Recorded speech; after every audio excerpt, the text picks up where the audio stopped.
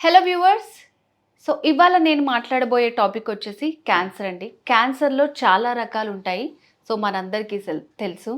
So మరి ఇవాళ నేను మాట్లాడబోయేది ఏంటంటే థ్రోట్ క్యాన్సర్. అసలు థ్రోట్ క్యాన్సర్ అనేది ఎందుకు వస్తుంది, దాని చికిత్స విధానం ఎలా ఉంటుంది, థ్రోట్ క్యాన్సర్ వచ్చే ముందు మనకు కనిపించే సిమ్టమ్స్ ఏంటి, ఇట్లా చాలా రకరకాల డౌట్స్ ఉంటాయి కదా. సో మరి అవన్నీ క్లారిఫై చేయడానికి ఈరోజు మనతో పాటు ఉన్నారు డాక్టర్ శ్రీనివాసరావు గారు. Hello doctor. హలో అండి, నమస్తే. Senior consultant, head of radiation oncology. Doctor గారు, ఇప్పుడు థ్రోట్ క్యాన్సర్ గురించి అంటే చాలా మందికి తెలియదు. లైక్ ఈ క్యాన్సర్ ఎందుకు వస్తుంది ఏంటి అనేది. ఫస్ట్ ఆఫ్ ఆల్ అసలు ఈ క్యాన్సర్ రావడానికి రీజన్స్ ఏంటి చెప్తారా? ఈ క్యాన్సర్, గొంతు క్యాన్సర్ అనేది ఇప్పుడు మీరు చూసుకుంటే మన దగ్గర మొత్తం క్యాన్సర్లో ఇండియాలో అన్ని క్యాన్సర్ లోపల ఇది 25% వరకు ఉంటుంది దీని షేర్. మెయిన్ రీజన్ వచ్చేసి లైఫ్ స్టైల్. ఒకటేమో స్మోకింగ్ చేయడము, లేకుంటే టొబాకో ఏ ఫామ్లో అయినా కానీ, అది గుట్కా కావచ్చు, ఖైనీ కావచ్చు, తంబాకు అంటాం కదా, పాన్ పరాగ్ కావచ్చు, ఏ ఫామ్లో తీసుకున్నా కానీ ఇది క్యాన్సర్కు కారణం అవుతుంది. దాంతోపాటు ఆల్కహాల్ తీసుకున్న మూలాన కూడా మనకు గొంతు క్యాన్సర్ ఎక్కువగా వచ్చే అవకాశం ఉంటుంది. ఈ రోజుల్లో మనం చూసినట్టయితే యంగ్స్టర్స్ బిలో 18 ఇయర్స్ నుంచే కొన్ని ప్రదేశాల్లో అయితే 14-15 ఇయర్స్కే వాళ్ళు గుట్కా తినడం స్టార్ట్ చేస్తున్నారు. దీంతో పాటు ఆల్కహాల్ ఎప్పుడైతే యాడ్ అవుతుందో అది దాని ఎఫెక్ట్ డబుల్గా ఉంటుంది. క్యాన్సర్ వచ్చే అవకాశం చాలా 2 టైమ్స్ ఎక్కువగా ఉంటుంది. సో ఇప్పుడు మనకి యంగ్స్టర్స్ తీసుకునేసరికి 18 ఇయర్స్ నుంచి స్టార్ట్ చేసేసరికి ఒక 5-6 ఇయర్స్ వరకు, వాళ్ళు 23-24 వచ్చే వరకు మనకు గొంతు క్యాన్సర్, యూజువల్గా మనకి దవడకు సంబంధించిన క్యాన్సర్ కానీ, గొంతుకు సంబంధించిన క్యాన్సర్ కానీ, గొంతు నాలుక వెనుక భాగంలో కానీ వీళ్ళందరూ చాలా ఎక్కువగా వస్తారు. This A life style disease అంటాము. అంటే మనం ఎంత ఈ వ్యసనాలన్నిటికీ దూరంగా ఉంటే ఈ క్యాన్సర్ రావడానికి ఛాన్స్ అంత తక్కువగా ఉంటుంది. సో కొన్ని క్యాన్సర్స్ అంటారు అంటే ఫ్యామిలీలో ఎవరికన్నా ఉంటే వస్తుందని అలా చెప్తూ ఉంటారు. సో థ్రోట్ క్యాన్సర్ కూడా మనం కొంతమందిలో చూస్తుంటాం. ఇలాంటి హ్యాబిట్స్ ఏమీ లేకపోయినా ఇలా చిన్న పుండులాగా స్టార్ట్ అయ్యి అది క్యాన్సర్ కింద కన్వర్ట్ అవ్వడం చూస్తూ ఉంటాము. సో అది ఎట్లా అవుతుందండి? చాలా మంచి ప్రశ్న అడిగినారు. బేసికల్గా కొంతమంది పేషెంట్స్ వస్తారు, సార్ మాకు ఎటువంటి వ్యసనాలు లేవు, మేము మా లైఫ్ టైంలో ఎప్పుడు చిన్న సుపారి కూడా తినలేదు, చిన్న సోప్ ముక్క కూడా తినలేదు, అయినా కానీ మాకు ఎలా వస్తుంది అని. సో దీని ముఖ్య కారణం వచ్చేసి వైరల్ ఇన్ఫెక్షన్ అంటాము, హ్యూమన్ ప్యాపిల్లోమా వైరస్ అంటాము. ఎవరికైతే హ్యూమన్ ప్యాపిల్లోమా వైరస్ ఇన్ఫెక్షన్ ఉంటుందో వాళ్ళలో 2-3 రకాల క్యాన్సర్ వచ్చే అవకాశం ఎక్కువ ఉంటుంది. మనం తీసుకున్నట్టయితే ఫిమేల్స్లో అయితే కనుక గర్భసంచికి క్యాన్సర్ వచ్చే అవకాశం ఉంటుంది. మెన్లో అయితే కనుక ఓరోఫారింగ్స్ అంటాం, నాలుక వెనుక భాగంలో కానీ గొంతు క్యాన్సర్ కానీ వచ్చే అవకాశం ఎక్కువగా ఉంటుంది. గొంతు క్యాన్సర్కి సంబంధించి హెచ్పి ఇన్ఫెక్షన్ చాలా తక్కువ, ఓరోఫారింగ్స్లో అయితే ఎక్కువగా ఉంటుంది. సో ఎటువంటి వ్యసనాలు లేని వాళ్ళలో కూడా ఇది వచ్చే అవకాశం ఉంటుంది. సెకండ్, జెనెటిక్ రీజన్స్ అనేది దీనికి చాలా తక్కువ. అసలు యూజువల్గా మీరు బ్రెస్ట్ క్యాన్సర్ కానీ బ్లడ్ క్యాన్సర్ కానీ తీసుకున్నట్టయితే జెనెటిక్ రీజన్స్ ఎక్కువగా ఉంటాయి, కానీ దీంట్లో అసలు జెనెటిక్ రీజన్స్ చాలా తక్కువ. అంటే ఒక ఫ్యామిలీలో గొంతు క్యాన్సర్ వచ్చింది అంటే రెండవ దాంట్లో రావడం అనేది చాలా తక్కువ. ఇంతకుముందు చెప్పినట్టుగా ఇది వాయిస్ అబ్యూస్, అంటే ఎవరైతే బాగా గట్టిగా అరవడం కానీ చేయడం కానీ చేసినా కానీ మనకు వోకల్ కార్డ్ క్యాన్సర్ వచ్చే అవకాశం ఉంటుంది. అది చాలా కామన్గా మనం టీచర్స్లో, సింగర్స్లో చూడడం జరుగుతుంది. సో డాక్టర్, నిజంగానే అట్లాంటి వాళ్ళు వచ్చినప్పుడు స్టాప్ చేసేసేయండి, ఇది మీ వర్క్ని కొంచెం గ్యాప్ ఇవ్వండి అని అలా చెప్తూ ఉంటారు. సో నిజంగా గ్యాప్ ఇస్తే సరిపోతుందా, కంప్లీట్గా కంట్రోల్ చేయాల్సి ఉంటుందా? ఎందుకంటే చాలా ప్యాషన్ తోటి వర్క్ చేస్తుంటారు వాళ్ళు. సో వాయిస్కి మా ఫీల్డ్ కూడా సేమ్ అట్లాగే ఉంటుంది కాబట్టి డబ్బింగ్ వాళ్ళు కానివ్వండి, సో అలా చెప్పిన చాలా సఫర్ అవుతూ ఉంటారు. సో దానికి ఏమన్నా కొంచెం ప్రివెంట్ చేసుకోవడానికి ఏమన్నా ఉంటుందంటారా? అంటే మీరు ప్రొఫెషన్ కంటిన్యూ చేయండి, కానీ మనం ఇది స్టాప్ చేసినంత మాత్రాన రాదు అని కూడా చెప్పలేము కదా. అంటే కంటిన్యూ చేసినంత మాత్రాన వస్తుందని కూడా చెప్పలేము. ఎవరికి వస్తుంది, ఎలా వస్తుందని చెప్పడం కూడా కష్టమే. కొన్ని సైన్స్కి అతీతంగా ఉంటాయి, దొరకవు కొన్ని రీజన్స్. దాంట్లో ఇది ఒకటి. అంటే వీళ్ళు హై రిస్క్ అంటాము బేసికల్గా. ఎవరైతే వాయిస్ని ఎక్కువ యూజ్ చేస్తారో వాళ్ళు హై రిస్క్లో ఉంటారు. సో వాళ్ళకి ఏం చెప్తాం మనము అంటే కనుక, మీరు లైఫ్ స్టైల్ మాడిఫికేషన్ చేసుకోండి. ఓకే, మీరు ప్రొఫెషన్ కంటిన్యూ చేయమని మనం ఎవరికి చెప్పలేము, కంటిన్యూ చేయొద్దని ఎవరికి చెప్పలేము మనం బేసికల్గా.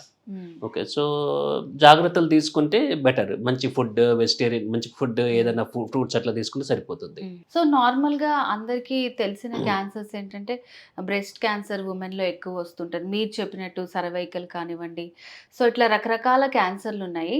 సో వాటిల్లో స్టేజెస్ ఉంటాయి కదా. సో ఈ థ్రోట్ క్యాన్సర్లో కూడా స్టేజెస్ ఉంటాయా? దాన్ని మనం స్టార్టింగ్లోనే ఎలా గుర్తించవచ్చు అంటారు అసలు? సో గుర్తించడానికి ముందుగా మనకు కొన్ని లక్షణాలు వస్తాయి. క్యాన్సర్ ఒకటిసారి సడన్గా ఒక పెద్ద ఎత్తులో డైరెక్ట్గా స్టేజ్ 4కి రావడం అంటూ జరగదు. ఓకే, మనకి గొంతు బొంగురు పోవడము, తినడానికి ఇబ్బందిగా ఉండడము, తింటున్నప్పుడు ఏదో అడ్డం పడినట్టుగా ఉండడము, తిన్న తర్వాత కొన్నిసార్లు మంట రావడం, అక్కడ వెయిట్ లాస్ జరగడము, ఓకే. లేకుంటే గొంతులో ఏదన్నా అల్సర్ ఉండి అది ఎంతకు మానలేదు అంటే కనుక ఇవన్నీ కూడా క్యాన్సర్ వైపు సూచిస్తాయి. క్యాన్సర్ కావాల్సిన 100% ఇది క్యాన్సర్ అని చెప్పలేము మనము. అటువంటిప్పుడు ఏం చేస్తామంటే మనం 3 వారాల లోపల ఎటువంటి తగ్గలేదనుకోండి, ఈ సిమ్టమ్స్ తగ్గకుంటే దగ్గరలో ఉన్న ఈఎన్టీ డాక్టర్ చూపించుకోమని చెప్తాము.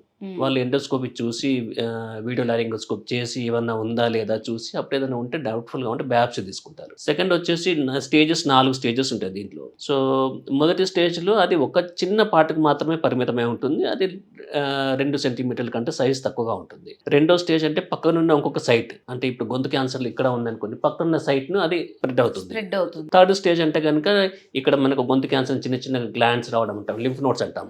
ఓకే. ఫోర్త్ స్టేజ్ అంటే కనుక మనకి ఇక్కడ ఉన్న పక్కన బోన్ని అటాచ్ చేసుకోవడం, అది బోన్ తిరగడం స్టార్ట్ చేస్తుంది. ఎప్పుడైతే క్యాన్సర్ బోన్కి అటాచ్ అవుతుందో దాన్ని స్టేజ్ 4 అంటాము. సో దీంట్లో కూడా అన్ని క్యాన్సర్ లాగానే 4 స్టేజెస్ ఉన్నాయి. ఈ ట్రీట్మెంట్స్ అన్ని కూడా స్టేజ్ మీద దాన్ని బట్టి డిపెండ్ అవుతాయి. మనకి స్టార్టింగ్ లోనే గుర్తిస్తే మనకి ట్రీట్మెంట్ అనేది ఈజీగా ఉంటుంది అంటారా? మొదటి స్టేజ్లో గుర్తించినట్టు, మొదటి 2 స్టేజ్లు గుర్తించినట్టయితే క్యూర్ రేట్స్ కూడా చాలా ఉంటాయి. పేషెంట్స్కి సైడ్ ఎఫెక్ట్స్ ఎక్కువగా ఉండవు, తొందరగా బయటపడవచ్చు, డబ్బులు కూడా తక్కువగా ఖర్చు అవుతాయి. చాలా మంది ఏంటంటే గొంతు నొప్పే కదా, అది తగ్గిపోతుందిలే అన్నట్టు ఊరుకుంటారు. కానీ మీరు చెప్పినట్టు నిజంగా 3 వీక్స్ కంటే ఎక్కువ ఉందంటే సీరియస్ గానే భావించాలి. అంటే క్యాన్సర్ అని చెప్పలేం, కానీ క్యాన్సర్ ఒకటి దృష్టిలో పెట్టుకోమని చెప్తాం. క్యాన్సర్ అయ్యే అవకాశాలు ఎక్కువ ఉన్నాయని ముందు జాగ్రత్తగా, అంటే నెగ్లెక్ట్ చేయకుండా దగ్గరలో ఉన్న యూజువల్గా స్మోకర్స్ ఉంటారు, వాయిస్ అబ్యూజ్ చేసే వాళ్ళు ఉంటారు, సింగర్స్ కానీ వాళ్ళు కానీ, ఎంతకీ గొంతు మానట్లేదు, కోల్డ్ అనుకుంటారు, అది అనుకుంటారు, 3 వారాల కంటే ఎక్కువ ఉందంటే ఇమ్మీడియట్గా మేము just go and meet ENT doctor near by అంటాము. సో ఇప్పుడు ఈ ట్రీట్మెంట్ విధానం అనేది ఎలా ఉంటుందండి? ప్రతి ఒక్క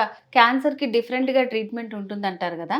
సో మరి థ్రోట్లో వచ్చే క్యాన్సర్కి ఎట్లా ఉంటుంది ట్రీట్మెంట్? ఇది స్టేజ్ మీద డిపెండ్ అవుతుంది. ఒకటి ఫస్ట్ స్టేజ్ అనుకోండి, ఫస్ట్ స్టేజ్ అంటే అక్కడికి మాత్రమే పరిమితమై ఉంది కాబట్టి యూజువల్గా గొంతు క్యాన్సర్లో మేజర్ ట్రీట్మెంట్ వచ్చేసి రేడియేషన్ అంటాము. ఫస్ట్ రేడియేషన్ అనేది చాలా ఇంపార్టెంట్ ట్రీట్మెంట్ దీంట్లో. సో ఇప్పుడు మీరు చూసుకున్నట్టయితే కనుక వోకల్ కార్డ్ క్యాన్సర్ అంటాం, స్వరపేటిక క్యాన్సర్, దాంట్లో స్టేజ్ 1లో అయితే కనుక మనకు 100% రిజల్ట్స్ ఉంటాయి. ఈ పేషెంట్స్ కొన్ని సంవత్సరాలు, మనకు 20 సంవత్సరాలు 30 సంవత్సరాలు కూడా సర్వైవ్ అవుతారు మనం మొదటి 2 స్టేజ్లో వచ్చినట్టయితే కనుక. సో మొదటి స్టేజ్లో వచ్చిన క్యాన్సర్కి అయితే కనుక మనం రేడియేషన్ ఇస్తాము. రెండో స్టేజ్ వచ్చిన క్యాన్సర్ కూడా రేడియేషన్ ఉంటుంది. మూడో స్టేజ్కి వచ్చేసరికి మనం దాంతోపాటు కీమోథెరపీ అనేది ఇస్తాము, రేడియేషన్తో పాటు కీమోథెరపీ. 4వ స్టేజ్ వచ్చేసరికి 4వ స్టేజ్లో మనం ఏం చేస్తామంటే రేడియేషన్తో పెద్ద రిజల్ట్ ఉంటుంది కాబట్టి అటువంటి పేషెంట్స్కి సర్జరీకి వెళ్ళమని చెప్తాం. ముందు సర్జరీ చేసి ఆ పార్ట్ని తీసుకుని, ఇప్పుడు లారింగ్స్ అంటాం, స్వర వాయిస్ బాక్స్ అంటాము, క్యాన్సర్ ఉందనుకో 4వ స్టేజ్ ముందుగా చెప్పినట్టు బోన్కి అటాచ్ అయి ఉంది. సో ముందే రేడియేషన్ ఇచ్చినట్టయితే రిజల్ట్స్ అంత బాగుండవు. కానీ కొంతమంది పేషెంట్లు ఆర్గాన్ ప్రిజర్వేషన్ అంటాము, అటువంటి వాటిలో రేడియేషన్ ఇచ్చేస్తాము. 4వ స్టేజ్ అనుకోండి, కొంచెం ముదిరిన 4వ స్టేజ్ అనుకోండి, అప్పుడు ఏం చేస్తామంటే 4వ స్టేజ్లో ఈ పార్ట్ని తీసేసి దాని తర్వాత రేడియేషన్ ఇవ్వడం జరుగుతుంది. అట్లా ఇచ్చినైతే రిజల్ట్స్ బెటర్గా ఉంటుంది. సో స్టేజ్ మీద డిపెండ్ అవుతుంది. 3వ స్టేజ్లో అయితే మనం చెప్పినట్టుగా కీమోథెరపీ కూడా అవసరం అవుతుంది. సో డాక్టర్ గారు, థ్రోట్లో మనకి ఎలాంటి ప్రాబ్లమ్స్ వచ్చినా దానికి సంబంధించి ఎటువంటి సర్జరీ చేయించుకున్నా తర్వాత మాట్లాడలేరు వీళ్ళు, వాయిస్ పోతుంది, ఇట్లాంటివన్నీ అంటూ ఉంటారు కదా. సో అది ఎప్పుడు జరుగుతుంది, నిజంగా జరుగుతుందా? సో ఏ స్టేజ్లో ఉంటుంది చెప్పండి. 3వ స్టేజ్ లాస్ట్ భాగం నుంచి 4వ స్టేజ్ కూడా మనం సర్జరీ చేయడం జరుగుతుంది. సర్జరీలో మొత్తం లారింగెక్టమీ అంటాము, మొత్తం వాయిస్ బాక్స్ అంతా తీసేయడం జరుగుతుంది. తీసేసిన తర్వాత కొన్నిసార్లు రేడియేషన్ కూడా ఇవ్వడం జరుగుతుంది. దాని తర్వాత మనం ఏం చేస్తామంటే ఆర్టిఫిషియల్ వాయిస్ అని పెడతాము. ప్రోసెసెస్ ఒకటి ఉంటుంది, ఒక పరికరం ఉంటుంది, దాని మూలాన ఆయన ఇలా క్లోజ్ చేసుకొని మాట్లాడవచ్చు దాన్ని. కాకపోతే గొంతు ఇది భగవంతుడు ఇచ్చింది, దీనిలాగా మాట్లాడలేరు, కొంచెం కీచ్గా వస్తుంది, బట్ రాను రాను అలవాటు అవుతుంది. కొంతమందిలో ఏం చేస్తామంటే కనుక వాళ్ళు వాయిస్ బాక్స్ తీసేయాలంటే ఒప్పుకోరు వాళ్ళు. సో వాళ్ళకి చెప్తాము, అయినా కానీ కొంతమంది లేదు సార్ మాకు వాయిస్ బాక్స్ తీసేయకూడదు అంటే కనుక ముందు రేడియేషన్ ప్లస్ కీమోథెరపీ ఇస్తాము. ఇచ్చేసి దాని తర్వాత ఫాలోఅప్లో పెట్టుకుంటాము. ఒకవేళ కనుక వ్యాధి మళ్ళీ వచ్చినట్టయితే కనుక అప్పుడు సర్జరీకి పంపించడం జరుగుతుంది. వ్యాధి ముదిరిపోతే ఇంకా దానికి ఏమి చాయిస్ లేదు, మనం ఏం చేయలేం. ఓకే. సో రేడియేషన్ అంటేనే మీరు చెప్పినట్టు సో చాలా మంది భయపడుతూ ఉంటారు. అసలు మరి రేడియేషన్ ఎట్లా ఉంటుంది? ఇప్పుడేమన్నా కొత్తగా వచ్చాయా? వాటి రిజల్ట్ ఎట్లా ఉంటుందండి? రేడియేషన్ అంటే కొంతమంది కరెంట్ అంటారు, కొంతమంది లైట్ అంటారు, కొంతమంది షాక్ అంటారు. ఓకే, కానీ నిజానికి దాంట్లో వైర్లు కానీ ఏం పెట్టడం కానీ ఏమీ ఉండదు. పేషెంట్‌ను టచ్ చేయకుండానే ట్రీట్మెంట్ ఇవ్వడం జరుగుతుంది. ఓకే. ఇది అబ్సల్యూట్‌గా పెయిన్‌లెస్ ట్రీట్మెంట్. దీంట్లో ఇదేంటంటే దీంట్లో యూజ్ చేసేటివి కూడా మనకు సిటీ స్కాన్ లాగా ఉంటుంది పరికరం. పేషెంట్‌కు రేడియేషన్ తీసుకున్నట్టుగా తెలవదు. ఓకే. దాని మూలాన కొంతమంది పేషెంట్స్ మొదటి రోజు వచ్చేసి సార్ అసలు ట్రీట్మెంట్ ఇచ్చారా లేదా అని ఫీల్ అవుతారు. దీంట్లో ఏం చేస్తామంటే మనం హై ఎనర్జీ ఎక్స్‌రేస్ ఫోకస్డ్‌గా వాడతాము. ఓకే. ఓకే. అందుకని చెప్పేసి ఒకప్పుడు అంటే మీరు ఒక 5 సంవత్సరాల కిందట, 7 సంవత్సరాల కింద తీసుకున్నట్టయితే గనుక చాలా సైడ్ ఎఫెక్ట్స్ ఉండేటివి.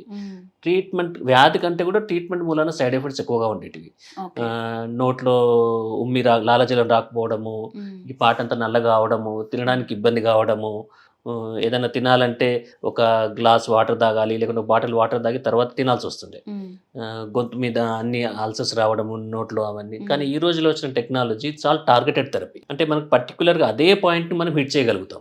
ఎందుకంటే ఇవన్నీ కూడా ఇప్పుడు వచ్చిన IGRT, image guided radiotherapy, rapid arc radiotherapy, వీటి మూలాన మనం ఎక్కడైతే వ్యాధి ఉందో దానికి ఎక్కువ డోస్ ఇచ్చుకుంటూ, ఎక్కడైతే వ్యాధి లేదో నార్మల్ సెల్స్ ఉన్నాయో వాటికి తక్కువ డోస్ ఇవ్వడం మూలాన రిజల్ట్స్ అనేవి చాలా ఎక్సలెంట్గా ఉన్నాయి. అంటే ఇంత ముందు ఉన్నట్టు సైడ్ ఎఫెక్ట్స్ లేవు. ఉన్నా కానీ అవి చాలా నెగ్లిజిబుల్ అమౌంట్.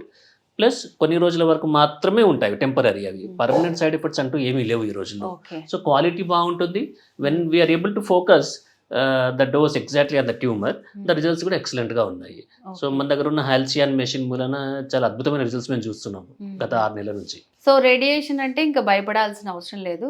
సో కొత్త టెక్నాలజీ వచ్చింది కాబట్టి దాని ద్వారా ఏ ట్రీట్మెంట్కి ఎంత ఫ్రీక్వెన్సీ ఇవ్వాలో ఇచ్చి సో మంచి రిజల్ట్స్ ఉన్నాయన్నమాట. చాలామంది రేడియేషన్ అనగానే నిజంగా మీరు చెప్పినట్టు కరెంట్ షాక్, అది పవరు, రకరకాల అపోహలు ఉంటాయి. సో భయపడాల్సిన అవసరమే లేదు. సో థ్యాంక్ యూ డాక్టర్ గారు. సో థ్రోట్ క్యాన్సర్కి సంబంధించి సో అసలు అది ఎలా వస్తుంది, దాని ట్రీట్మెంట్ ఎట్లా ఉంటుంది, రేడియేషన్ గురించి కూడా చాలా బాగా ఎక్స్ప్లెయిన్ చేశారు. Thank you so much.